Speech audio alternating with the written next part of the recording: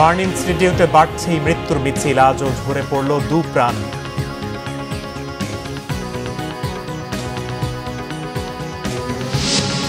শর্তহীন যুদ্ধবিরতির প্রস্তাব কম্বোডিয়ার, উদ্যোগ নিতে জাতিসংঘের প্রতি আহ্বান, কোনো সাড়া নেই থাইল্যান্ডের।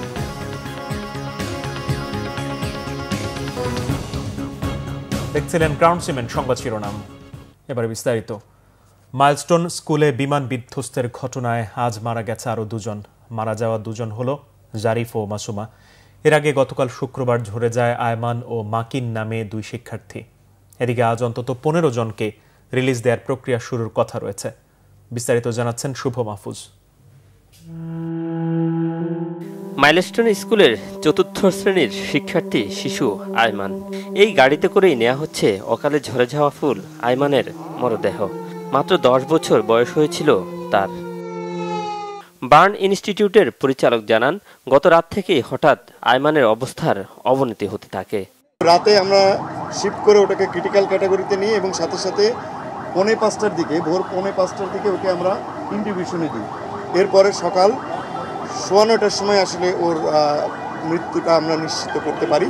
মৃত্যুটা নিশ্চিত করবার পরেই ওর কিছুক্ষণ পরেও বাচ্চার বাবার সাথে আমরা কথা বলি এবং মৃতদেহ হস্তান্তর প্রক্রিয়াটা আমি নিজে থেকে সম্পন্ন করে আসছি।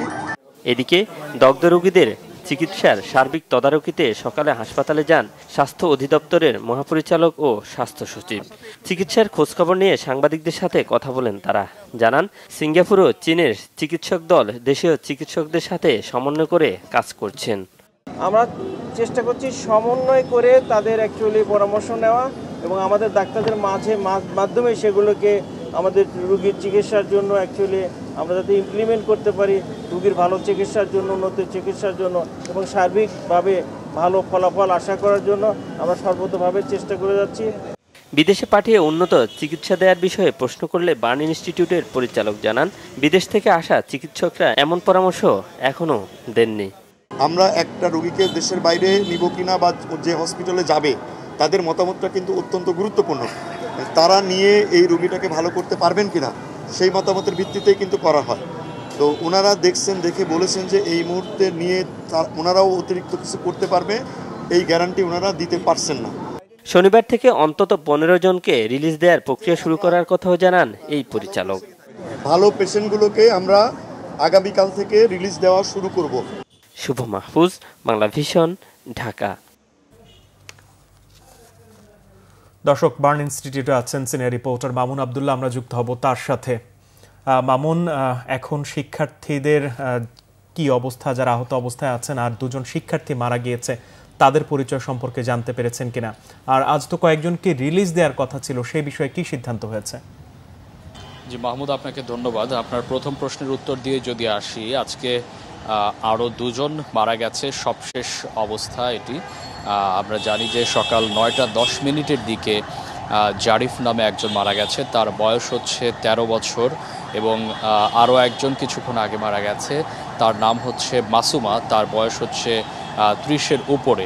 আমরা যতটুকু জানতে পেরেছি, মাসুমা সেখানকার আয়া ছিলেন সেই স্কুলের। আপনি জানেন মাইলস্টোন স্কুল অ্যান্ড কলেজে বিমান বিধ্বস্তের ঘটনায় বার্ন ইউনিটে এখন পর্যন্ত প্রায় 40-এর অধিক মানুষ, শিশু ওরা কিন্তু এখানে ভর্তি আছে এবং বেশ কয়েকজন ক্রিটিক্যাল অবস্থায় আছে এবং কয়েকজন সিভিয়ার পর্যায়ে আছে। এবং আজকে কয়েকজনকে আপনি যেমনটি বলছিলেন রিলিজ দেওয়ার কথায় গতকালকেও বলেছিল, তবে এখন পর্যন্ত আমাদেরকে সেটি জানানো হয়নি যে কতজনকে রিলিজ দেওয়া হবে।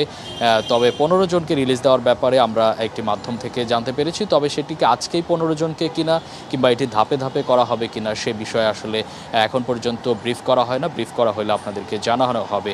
যেটি বলছিলাম যে 2 জন আজকে মারা গেছে, গতকালকে 2 জন মারা গেছে। আজকে যে 2 জন জারিফ এবং মাসুমা নামের যিনি আয়া মারা গেছেন, তার মরদেহ আমাদের এই বার্ন ইউনিটের পেছন দিক থেকে আসলে যে নেওয়ার যে ব্যবস্থা, মর্গে থেকে তাদের যেভাবে যে প্রক্রিয়ায় নেওয়া হবে সেই প্রক্রিয়ায় কিন্তু তাদের আত্মীয় স্বজন নেওয়ার জন্য এসেছেন।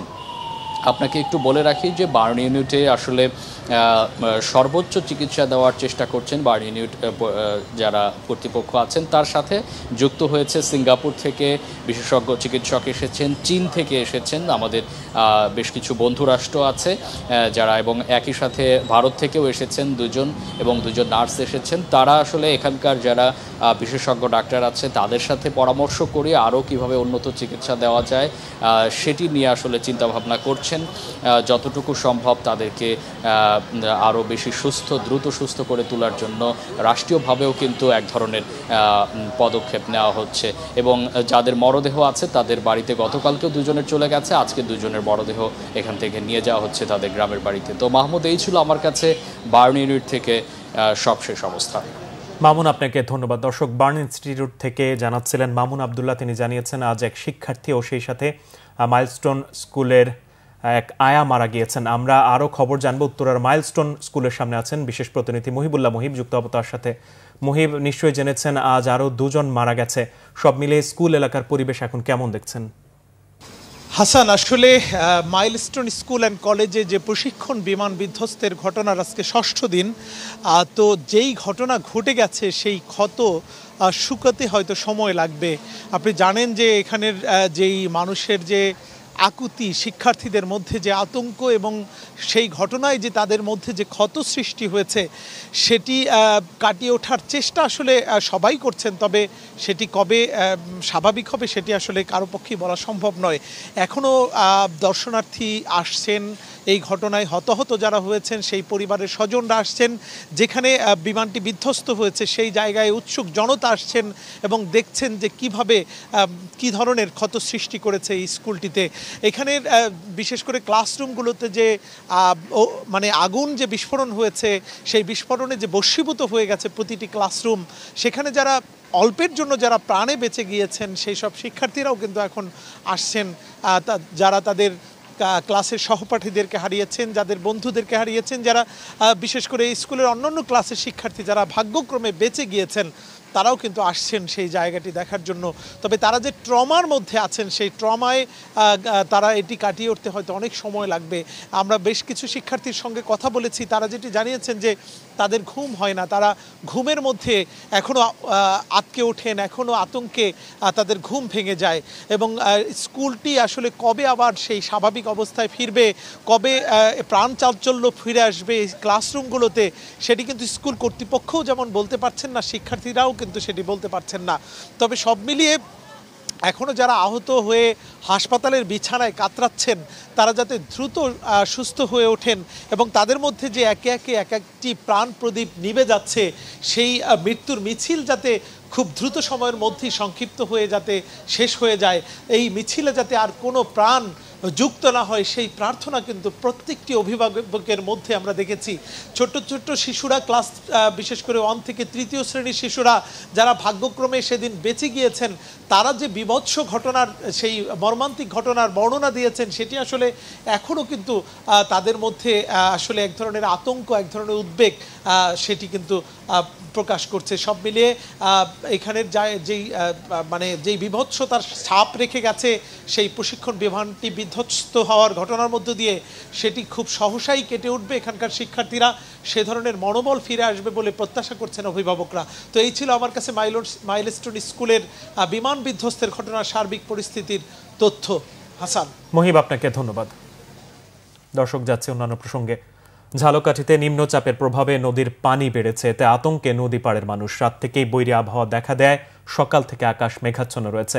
এর আগে শুক্রবার দুপুর থেকে পানি বৃদ্ধি অব্যাহত রয়েছে। জেলার সুগন্ধা, বিষখালী, হলতা নদীতে স্বাভাবিকের চেয়ে কমপক্ষে 2 ফুট পানি বেড়েছে, ফলে নদী পাড়ের অসংখ্য ঘরবাড়ি প্লাবিত হয়েছে। অনেক জায়গায় নদী আর সড়ক এক হয়ে গেছে। জেলা শহরের নতুন চর, কলাবাগান, কাঠপট্টি সহ বেশ কিছু এলাকায় বাড়ি ঘরে পানি ঢুকে গেছে। এছাড়া রাজাপুর, নলছিটি, কাঠালিয়ায় নদী তীরবর্তী প্রায় 1/2 গ্রাম প্লাবিত হয়েছে। নদী তীরবর্তী পরিবারে পানি বৃদ্ধিতে আতঙ্ক তৈরি হয়েছে। এ জেলায় প্রায় 2 লাখ মানুষ নদী নিকটবর্তী এলাকায় বসবাস করেন।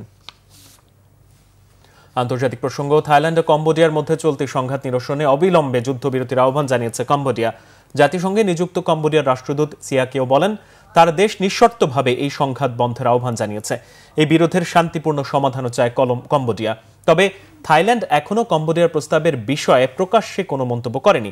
এর আগে কম্বোডিয়ার সীমান্তবর্তী 8 জেলায় সামরিক আইন জারি করে থাইল্যান্ড।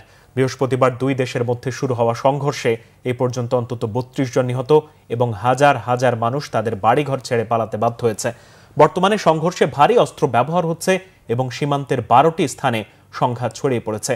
এই সংঘাত যুদ্ধে রূপ নিতে পারে, শুক্রবার এমন হুঁশিয়ারি উচ্চারণ করেন থাইল্যান্ডের ভারপ্রাপ্ত প্রধানমন্ত্রী ফুমথাম। বিশ্বের অনেক দেশ আলোচনার মাধ্যমে সংঘর্ষ সমাধানের আহ্বান জানিয়েছে, যদিও তৃতীয় পক্ষের মধ্যস্থতা চান না থাইল্যান্ডের পররাষ্ট্রমন্ত্রী মরিস। এই ছিল এখনকার মতো। পরের সংবাদ দুপুর 2টায়। এর আগে একটা রয়েছে নিউজ টপ 10, দেখার আমন্ত্রণ রইল।